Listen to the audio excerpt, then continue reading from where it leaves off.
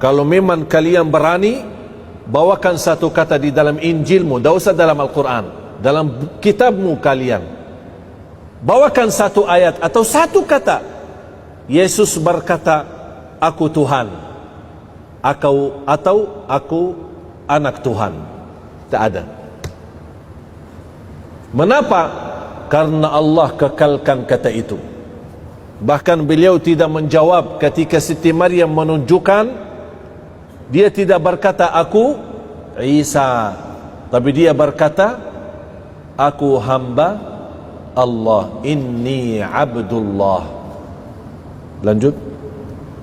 Dia Isa berkata, sesungguhnya aku adalah hamba Allah. Dia memberiku kitab Injil dan menjadikan aku seorang nabi.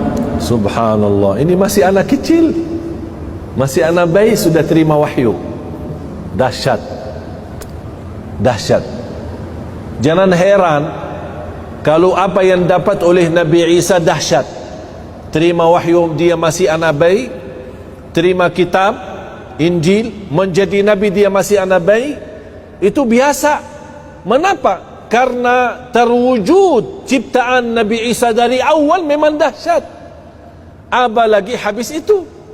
Kalau awalnya memang dahsyat kun fayakun, apalagi selanjutnya pasti akan jauh lebih mudah bagi Allah Subhanahu wa ta'ala. Terus, dan Allah menjadikan aku seorang yang diberkahi di mana saja aku berada. Dia memerintahkan kepadaku melaksanakan sholat dan menunaikan zakat selama aku masih hidup. Dan dia memerintahkanku agar berbakti kepada ibuku, dan dia tidak menjadikan aku orang yang sombong lagi celaka. Dan kesejahteraan semoga dilimpahkan kepadaku pada hari kelahiranku, pada hari wafatku, dan pada hari aku dibangkitkan hidup kembali kelak. Itulah Isa putra Maryam. Ini kata siapa? Itu Isa putri. Di sini kata siapa? Kata Allah. Yang tadi kata aku hamba Allah itu Nabi Isa.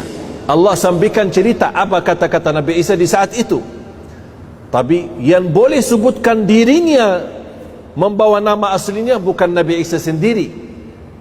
Karena tidak ada di dalam Al-Quran Nabi Isa berkata aku Isa, tapi selalu berkata aku hamba Allah.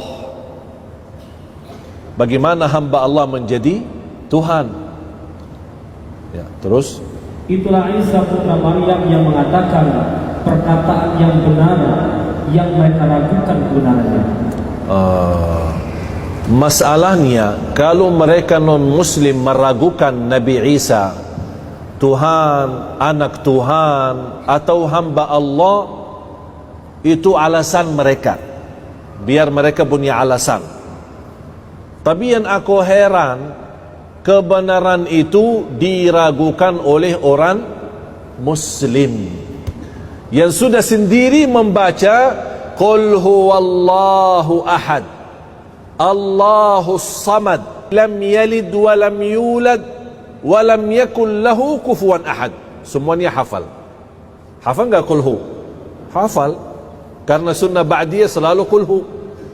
Rakaat pertama qul hu, rakaat kedua qul hu lagi.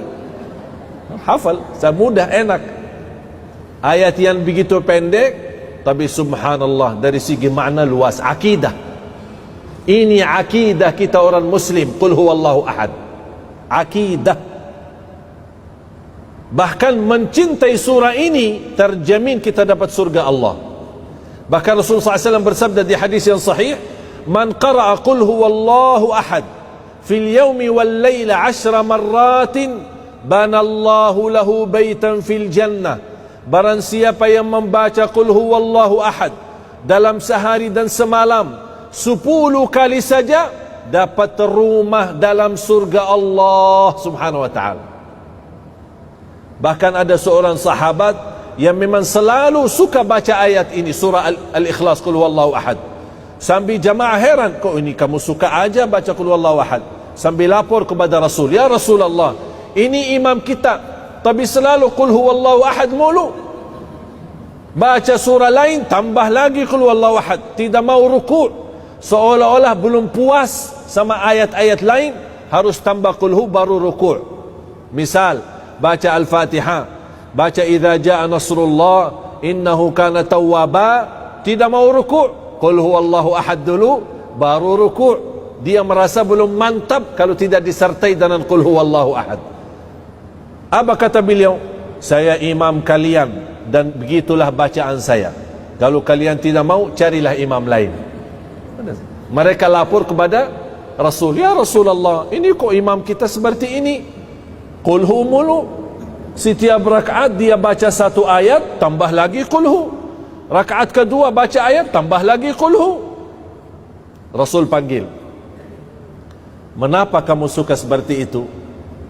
Dia berkata, "Ya Rasulullah, aku cinta surah ini karena pembahasannya sifat-sifat Allah." Rasulullah diam sebentar. Di saat itu turunnya wahyu, dan Rasul berkata, "Wahai yang kamu cinta surah ini, Allah juga cinta kepadamu." Allahu Akbar. Akidah yang kuat. Dia cinta surah ini, dia mendapatkan cintaan Allah. Bahkan ada satu riwayat yang lain, wa hubbuka iyyaha adkhalakal jannah. Cintamu terhadap surah ini sebab kamu terjamin masuk surga. Allahu Akbar. Jangan ragu-ragu. Terus, tidak patut bagi Allah mempunyai anak. Maha suci Dia. Apabila Dia hendak menetapkan sesuatu, maka Dia hanya berkata kepadanya, kun, jadilah. Maka jadi hal tersebut, jadilah sesuatu itu.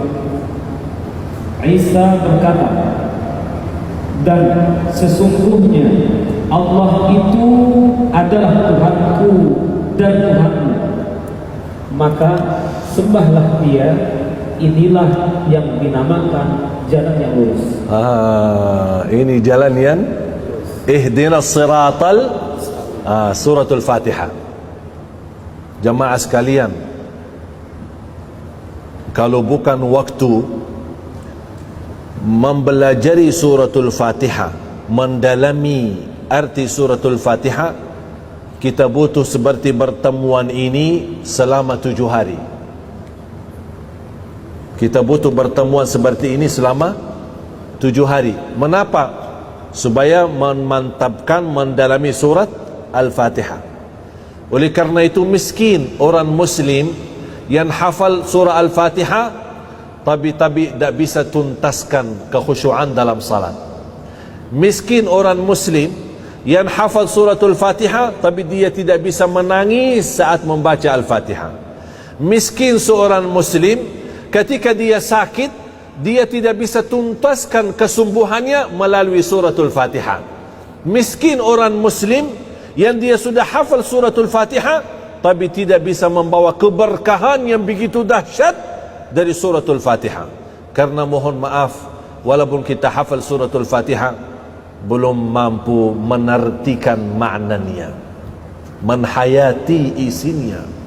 Padahal suratul Fatihah itu Ummul Quran,